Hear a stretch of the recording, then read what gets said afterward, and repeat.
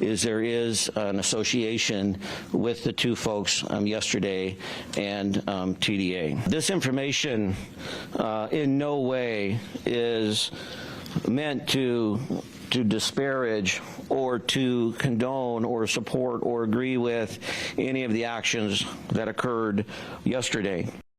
Unbelievable. Former acting DHS Deputy Secretary Ken Cuccinelli joins us now. And Ken, this is remarkable that police chief breaking down, essentially apologizing that he has to mention that this man and woman are identified as a Tren de Aragua gang members, a woman apparently running a prostitution ring. And I like to put things in context.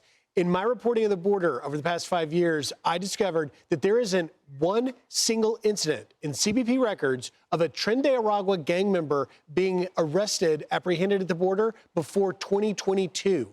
So President Biden's opening the border let in all of these illegal aliens. Now Tren de Aragua has a foothold in more than 19 states across the country. Yeah, and that's certainly obviously a major problem when we've seen how violent they would get. They escalated up the ramp of violence, if you will, much faster than other gangs like, say, MS-13.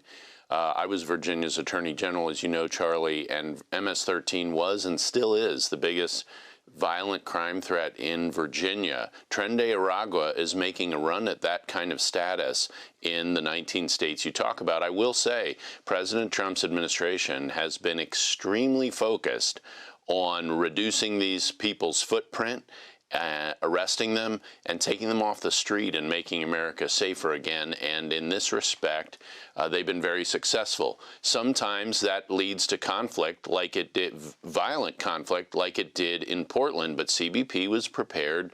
It appears that they responded appropriately, but this is definitely one we're going to want to see all of the evidence, and we haven't seen anything when you compare just footage to what we know about Minnesota, because we can see for ourselves. It's a big difference. But I appreciated that the police chief corrected his error, too. He's the only person on the left who's been critical and then come back and corrected his errors.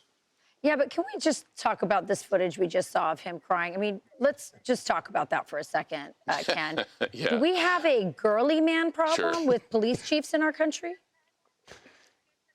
A fair question. Well, I mean, it's Portland, Rachel. They have a girly man problem that's much broader than just the police chief. So, you know, this is a statewide problem, and they're not the only state. When you're hiring for softness instead of for toughness and reliability, this is what you get.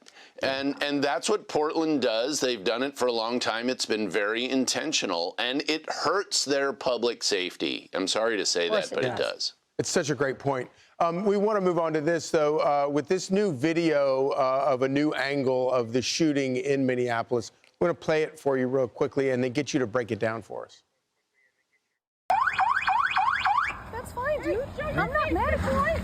Show your face. I'm not mad at you. That's okay. We don't change our plates every morning, just so you know. It'll be the same plate when you come talk to us later. That's fine. U.S. citizen, former. You want to come at us? You want to come at us? I say go get yourself some lunch, big boy. Go ahead. Out of the car. Get out of the car. Get out of the car. Whoa! So obviously it seems pretty obvious, but can you break down for somebody that isn't seeing the obvious what's important about that video? So I've seen it. I can tell by the audio. I'm not seeing it while you all are watching it. But there are a number of things in this video. One, you see that the driver's traveling with an agitator, so you can presume they are fellow agitators. This isn't just a random person. The officer walking around the car, videoing the car with a cell phone, not a body cam, tells me that they have seen this car before, or they suspect it's part of the obstruction of their efforts.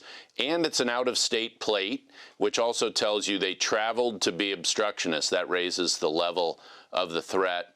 There are a couple of peculiar items when the officer is around the front of the car. And now I looked at this frame by frame, Charlie. I looked at it very slowly. And the driver's face has a countenance that I would not associate with someone planning to hammer the officer in front of them. Kind of a half smile kind of a thing.